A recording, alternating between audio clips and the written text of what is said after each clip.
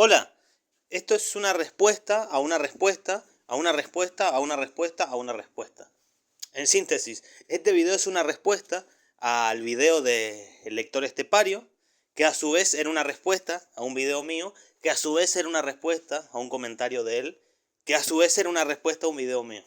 Esa es, ese es el laberinto ante el cual estamos. Pero en esencia, voy a tratar de ser lo más sintético posible. En principio porque, a ver, entre la duración de los dos videos de mi autoría y su video, son más de 59 minutos, o sea, casi una hora. Lo cual, por eso quiero poner en valor y agradecer lo que hizo, de tomarse el tiempo de responderme en un video que está tan bien redactado. Ya vamos a ir al tema, pero el video está muy bien. Y en esta época de déficit de atención, que a mí mismo me han dicho, tus videos son muy largos, muy aburridos, sí, que soy aburrido, sí, eso no lo puedo cambiar, pero que no soportes un video de, que sea un video de media hora, por ejemplo. Una hora cátedra son 40 minutos, amigo. Un módulo, que es lo que suele durar una clase universitaria, son 80 minutos, o sea. La gente tiene déficit de atención, y yo también soy muy aburrido, o sea, se dan las dos cosas y termina pasando lo que pasa. Pero en fin, por eso sí hay que poner en valor a gente como el lector estepario, que se toma el tiempo de escuchar los videos, de razonar los argumentos y de responder. Y por eso le voy a responder con lo mejor que pueda a su video. Pero bueno, voy a ir punto por punto en cosas que él dijo. Voy a tratar de ser sintético, pero no por ser sintético dejar de lado la puntualidad y la puntillosidad sobre los términos. Sobre todo, como comenté, la dialéctica no es absoluta, es bastante complementaria. Pero bueno, ya vamos a ir punto por punto y vamos a desentrañar esos misterios. Vamos al libro. Bueno, hay dos o tres cosas en su video que son lo único que genuinamente me pareció indignante y ofensivo. Lo primero, que lo dice prácticamente nada más empezar el video, que es que la época es una banda de power metal. No. Eso es un detalle, pero no, la verdad que no. La época de power metal tiene muy poco. Es una banda de folk metal, que como base para su folk metal hacen un hard rock heavy metal bastante edulcorado, bastante radioamigable, bastante accesible. Y a eso le añaden el folk metal. Siempre sabemos que el folk metal es un género que necesita otro género sobre el cual trabajar. Pasa que estamos muy acostumbrados a la escena europea, donde casi todo el folk metal por antonomasia suelen ser bandas cuya base es el death metal melódico o el black metal sinfónico. Y a eso, sobre eso trabajan el folk metal, dependiendo qué instrumentos usen, dependiendo a qué folclore hacen referencia, ¿no? Entonces no es lo mismo si van a usar un violín, una sanfonia o una flauta traversa, depende del contexto, o una gaita, depende del contexto cultural y geográfico. X, eso, dejando de lado eso y yendo a lo importante. Bueno, lo primero que tengo que aclarar con respecto a lo que dice en este video él dice que yo afirmo que la canción de la época se entronca con la paradoja de Epicuro. Efectivamente, yo digo eso, pero no es un descubrimiento mío, es algo que mucha gente comenta. Lo que yo digo, que sí es de cosecha propia, es que no simplemente se limita a eso, sino que reduce a Dios a un estadio en el cual se puede emborrachar y puede perder la razón. O sea, puede no estar en sus cabales. Lo que hago yo es proponer la interpretación de que la época en esa canción, en esa letra, lo que hace justamente, por eso digo, una vuelta a, a la paradoja de Epicuro, porque no se limita a decir que o no existe o es malvado, sino que dice, bueno, quizá no es malvado, sino que está borracho. A eso me refería yo, que lo reduce de lo teológico a lo mitológico. Le da aspecto humano y por eso puede emborracharse. A eso me refería yo. Bueno, en su video también él explica la diferencia en términos generales del Dios protestante y del Dios católico, cosa que también hace en su comentario y cosa en la que coincido. Ese análisis que hace coincido, de hecho se lo dije en el video.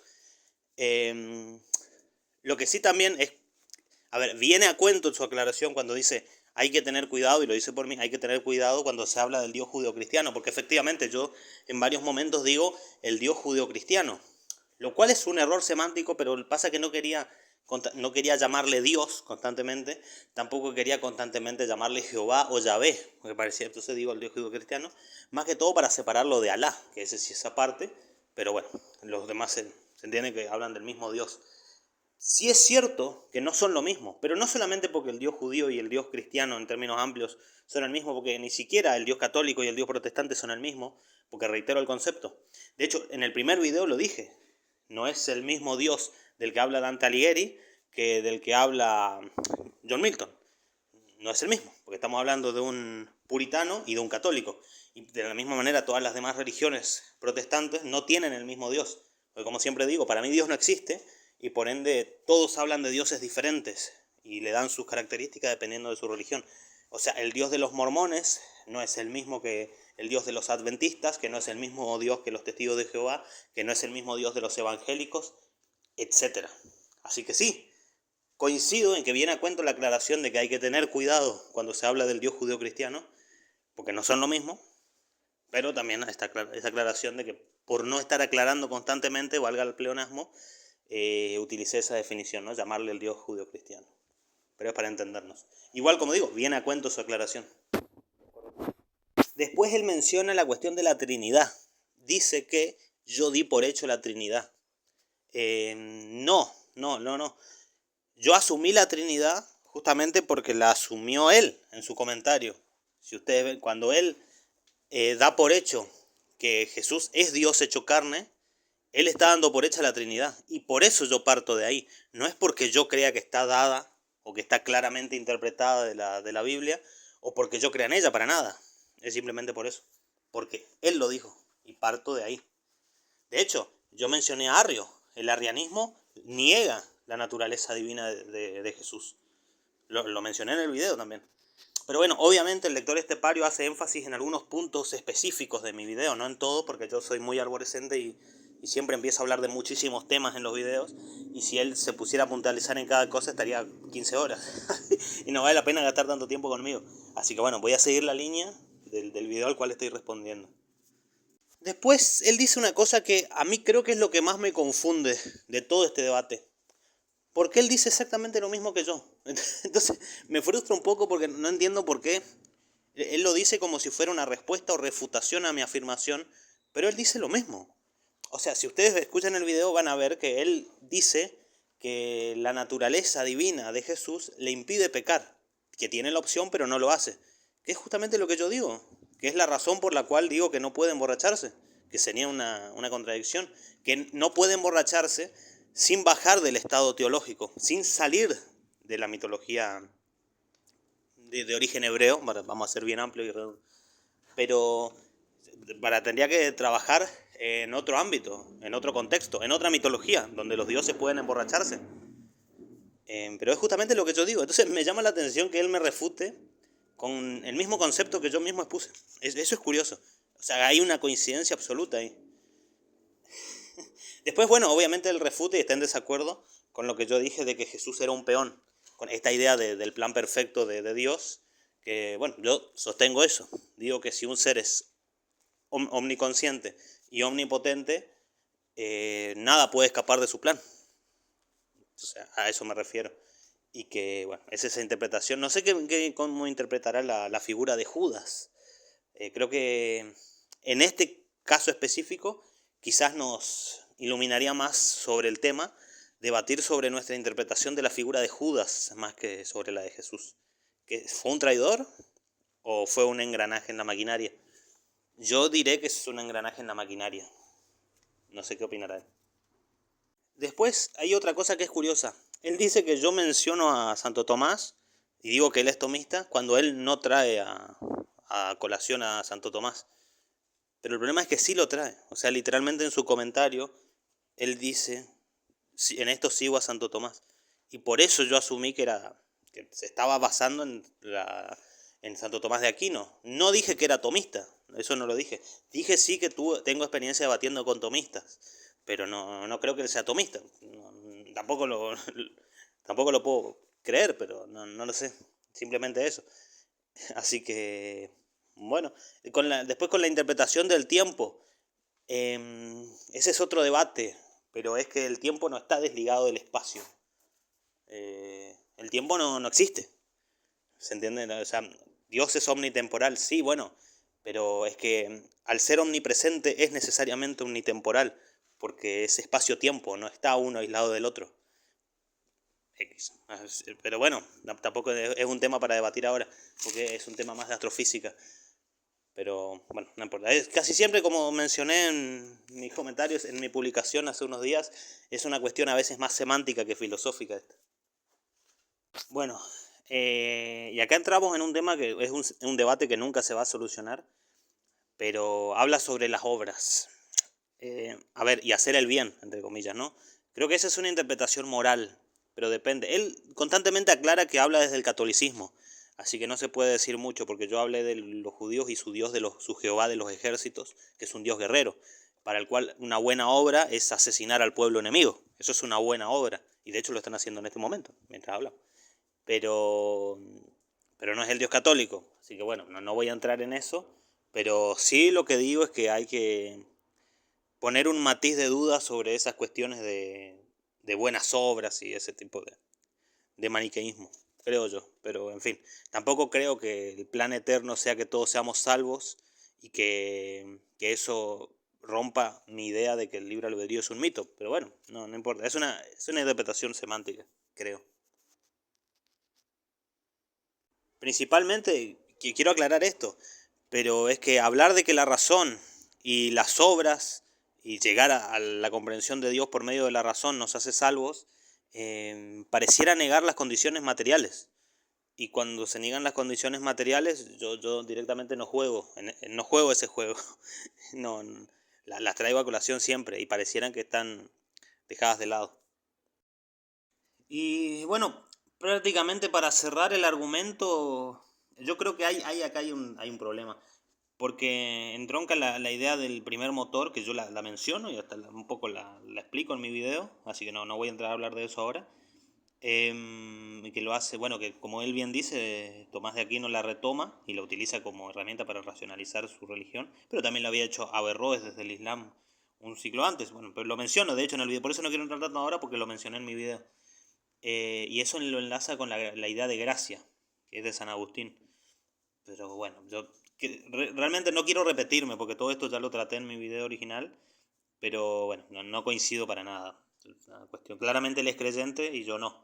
De hecho, él habla mucho de Aristóteles. Yo soy más de Demócrito, así que no hay, realmente no hay manera de ponerse de acuerdo ahí. Y lo dice como postdata, habla el tema de las sectas. A ver, menciona el ejemplo de Charles Manson, famosísimo, y esto es otra cosa que me indigna muchísimo, dice que quizá yo no conozco el caso Antares de la Luz, pero sí lo conozco, lo he visto en muchos icebergs de sectas. Y además creo que tienen un mini documental en Netflix que lo vi, así que conozco el caso. Pero igual, yo no quise ahondar demasiado en eso, pero cuando yo hablaba de sectas no me refería a esos movimientos, a esos pueblos aislados y demás. Me refiero a sectas donde hay gente muy importante e influyente del mundo que es parte de esas sectas. Lubavitch, lo dije claramente, busquen esa. El Hellfire Club. Me refería a esas sectas, a esas logias.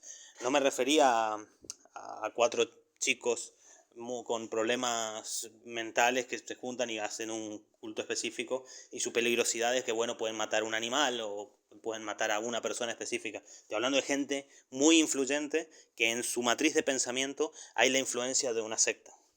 Y a los líderes de esas sectas nunca les va a pasar nada. Me refería a esos. Quizás yo no aclaré. Pero claro, es que cuando uno piensa en secta, normalmente la cabeza se le va a ese tipo de lugares, ¿no? O piensa en los raelianos, o piensa en el Heaven's Gate, ¿no es cierto? O piensa en Jim Jones, o sea, de este tipo de ejemplos, o en Doing York, perdón, que es esta secta supremacista negra. ¿Conocen la historia? Muy interesante.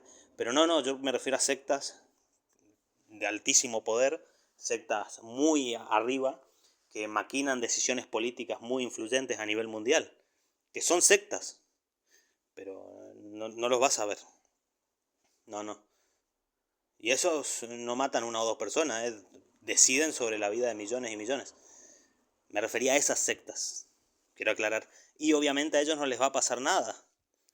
¿Qué juez se va a animar a juzgarlos? Obviamente. Me refería a eso. Me faltó aclarar, pero me refería a ellos. Y bueno, lo que hace final, bueno, a ver, creo que acá yo no me expliqué bien.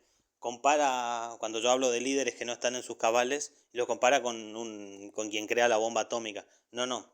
Para crear la bomba atómica o cualquier arma de ingeniería de alta complejidad se necesita un racionalismo puro, un racionalismo absoluto. Lo mismo que menciona el Guasón. El Guasón para crear sus planes necesita un racionalismo absoluto e implacable. Pero no me refiero a ellos, ellos son creadores, ellos crean ingenios. Me refiero a gente que se dedica a gritar eslogans y a hacer campañas políticas. Me refiero a ellos, que no crean nada, no son capaces de crear la bomba atómica ni nada parecido. Pero me sorprende a mí tener que aclarar esto porque yo realmente pensé que estaba muy claro a quiénes me refería. Me refiero a personajes que vemos en la tele. Me refiero a los Trump, a los Milley, me refiero a esos personajes. No a ingenieros de laboratorio capaces de crear máquinas sofisticadas de tortura y destrucción. Me refiero a ellos. No es una cuestión moral, es una cuestión de enajenación. Después, bueno, cierra su video con una declaración de, bueno, cuando ven el video se van a dar cuenta, esa interpretación de que la fe no anula la razón, sino que se complementan entre sí. Bueno, a grandes rasgos lo que dice es eso. Y bueno, dice que siempre va a haber un inexorable al cual no podremos comprender en su totalidad y que ahí está lo supranatural. Y ahí, bueno, como un católico, imagino que a eso lo llamará Dios. Tendríamos que debatir semánticamente, nuevamente, como digo, a qué nos referimos con supranatural. Yo no lo llamaría Dios, yo soy materialista. Así que nuevamente ese es un debate imposible, es un debate que no tiene solución, no tiene desenlace. Así que, bueno, es eso. Traté de ser bastante sintético, ¿no? Creo que quedó bastante claro. Ahora sí, saludos a todos y obviamente con especial énfasis a Paulo.